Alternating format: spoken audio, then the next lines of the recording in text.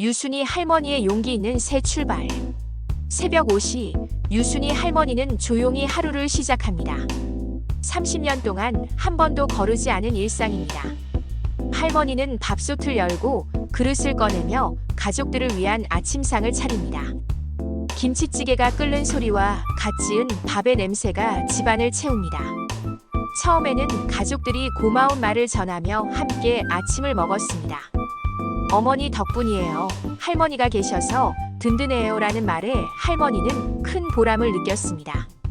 30년 전 아이들 교육비를 대며 집을 마련한 기쁨과 가족들이 행복해하는 모습을 보며 행복한 일상이었습니다.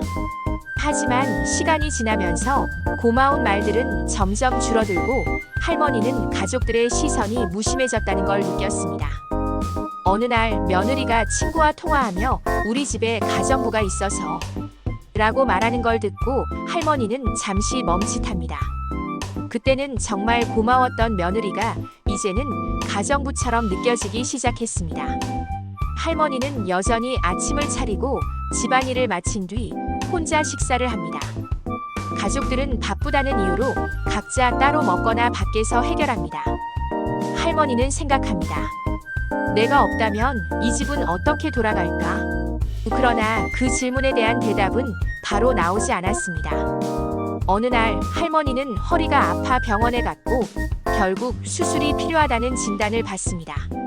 할머니는 가족들에게 말했지만 모두 바쁘다는 이유로 함께 가겠다고 나서지 않았습니다. 결국 할머니는 혼자 병원에 가기로 결심합니다. 병원에서 수술 동의서에 서명할 때 보호자란에 이름을 적을 사람이 없다는 사실에 할머니는 당황했습니다. 보호자분은 안 오시나요? 간호사의 질문에 할머니는 네, 바빠서요.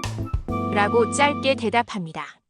수술실로 들어가기 전 할머니는 창밖을 바라보며 30년 전 아들이 아플 때 밤새 간병하던 기억과 며느리가 입원했을 때 병원에서 지냈던 날들을 떠올립니다. 하지만 이제는 아무도 할머니를 돌봐주지 않았습니다. 수술 후 병실에서 깨어난 할머니는 여전히 혼자였습니다.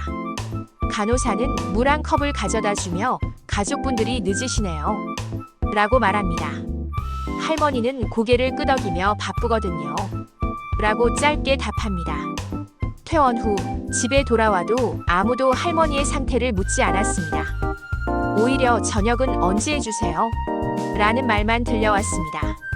며칠 후 며느리가 다가와 말합니다. 어머니, 앞으로 빨래는 따로 해주실 수 있을까요? 할머니는 그 말을 듣고 가슴이 덜컥 내려앉습니다. 위생 문제로 따로 해야 할 것 같아요. 30년을 함께한 가족들인데 이제는 더럽다고 취급되는 느낌에 할머니는 마음이 무너집니다. 그러나 할머니는 아무렇지 않은 척 대답합니다. 그럼 그렇게 할게. 그날 밤 할머니는 방에서 혼자 눈물을 흘립니다. 30년 동안 함께 해온 세탁기와 옷들이 이제는 다른 세계에 속한 것 같다는 생각이 들었습니다. 며칠 후 가족들이 여행 계획을 세우며 이번 여행은 우리 가족만 가자고 말합니다. 할머니는 조용히 자리를 떠납니다. 아무도 할머니가 없어진 것을 눈치채지 못합니다. 할머니는 방에 혼자 앉아 오래된 가족 사진을 꺼내봅니다. 그때 모두 함께 웃고 있었던 순간들이 떠오릅니다. 그러나 언제부터 나는 이 사진 밖의 사람이 되어버렸을까요? 할머니는 결심합니다. 이제 내 삶을 되찾아야겠다고. 75세 늦었다고 생각할 수도 있지만 마음을 굳히고 작은 원룸을 얻습니다. 처음엔 외롭고 두려웠지만 혼자만의 공간에서 누리는 평화는 그 무엇보다 소중합니다.